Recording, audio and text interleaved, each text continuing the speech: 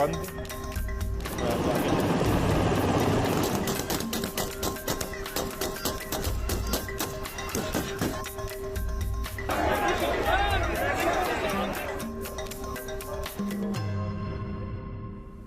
the fall of Kabul and the collapse of the Afghan government, many of its members have been trying to set the record straight, have been trying to tell their side of the story. And among those officials is Mr. Hamdullah, the former National Security Advisor for President Ashraf Ghani. Thank you very much for speaking to us here on Euronews. You're part of an administration many of the Afghans I met say failed them, failed to protect them, failed to fight for them against the Taliban.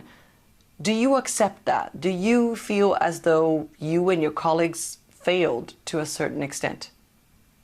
I think that the fall of the Republic is a collective failure that we are also part of, and I think the Afghan government was supported by its international partners. And what led to the collapse of the government was a culmination of a number of things that we all did, including the way the negotiations with the Taliban were conducted. I warned that earlier in the negotiations in 2019 that the way it is being conducted is going to delegitimize the Afghan government. And the Afghan, once that legitimacy is gone, it will be hard for any security forces to protect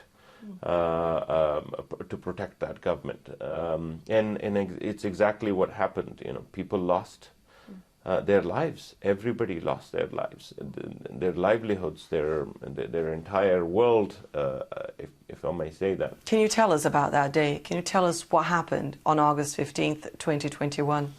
The day of August 15th is a day of multiple realities. I think many things happen so quickly that one could dwell over every minute of what was happening and what changed at every second of the day. But as Afghan history has seen, when a government is about to collapse, it happens very, very quickly, including the Taliban's own regime. When it fell, it was very quick. Previous Afghan governments that have fallen, it's the lead up to can take a long time, but once it arrives, it's very quick, and there is only a small window in which some things can be done, and that includes saving the life of the president, because we were going to lose the country no matter what. It was obvious. I believe you were President Ashraf Ghani's closest aide. Were you the one telling him it's time to go? I did, yes. And what was his reaction? He understood that it was. We had a very small window. Had he stayed beyond any longer than that, the chance for him to leave would have diminished. And so, yeah, when I realized that there is his own protection, security detail is not going to be able to protect him, and we knew of the intelligence that groups of Taliban were advancing on Kabul, and their target was President Ghani, that it was time. He knew. He was also aware of all the intelligence that had been coming over, not just the weeks, but months ahead. There was an opportunity. The Americans were still present. They had engagement, and they had a deal with the Taliban.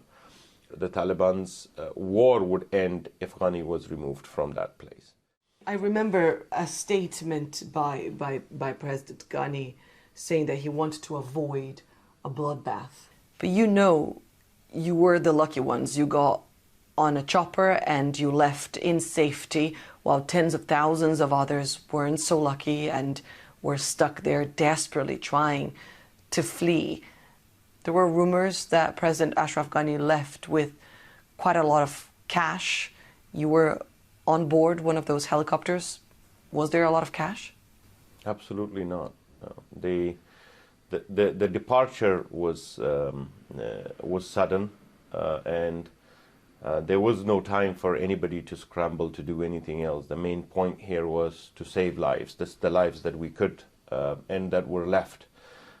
in the palace.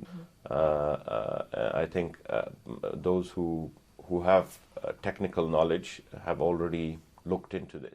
Of course, allegations, no proof of anything, but also the president landed, these helicopters landed in Uzbekistan, where they are, and the Uzbeks went through all of the equipment that was on the plane, including weapons that the security personnel were carrying.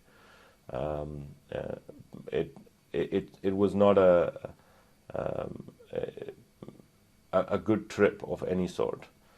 It was a moment of extreme sadness and disappointment that things have come down to this. There was a lot of uncertainty still. Anything could happen. The helicopters could be shot down. The Taliban have taken control over all of the territory that this helicopter was going to be flying over. Other agents, other elements could also have that impact. But obviously, those who try to further muddy the water and fail these accusations are taking advantage of the opportunity because of the bad situation. Political opposition is always looking for opportunities to smear, and this was one that all used, not just domestic politicians, but international political rivals of Afghanistan, of President Ghani, and also of the United States. They were trying to turn this into an embarrassment for everybody. What, in your opinion, were your biggest mistakes, the administration of Ashraf Ghani's biggest mistake? Look, the administration is big, and everybody will have their own assessments in their own areas of the mistakes. We were, from where I was sitting, I think we were fighting too many battles. Right? There wasn't the fight with the Taliban alone. There were issues inside the government that were creating and making the government weaker, or the republic weaker, I would say, because the republic was not formed of just the government. We had a parliament, we had a judiciary, and we had our international partners. So, and all of that was part of this whole, what made the republic work. And so what we didn't have as a republic was a collective understanding of what our goals are. The Taliban's were clear. The Taliban had an ideology that they were pursuing, and that's what they were fighting for.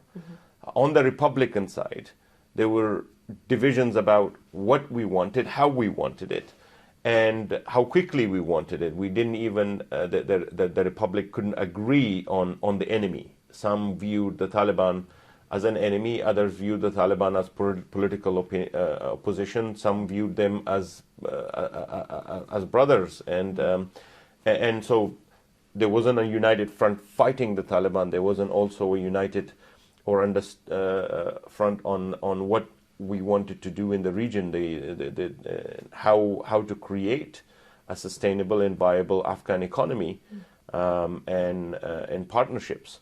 So I think where the Republic failed is in creating this singular narrative for Afghanistan, and for national interests, and that unity is perhaps, in a grand scheme of things, that lack of unity or lack of a clear narrative for the Republic is perhaps what caused the collapse in the end. And if we are to succeed for Afghanistan in the future, as Afghans, we must have those definitions, clear understanding of what our national interests are, what it is that we want to do with the region, and what compromises we're prepared to make, and again, how much responsibility all the Afghans are willing to take for making that happen.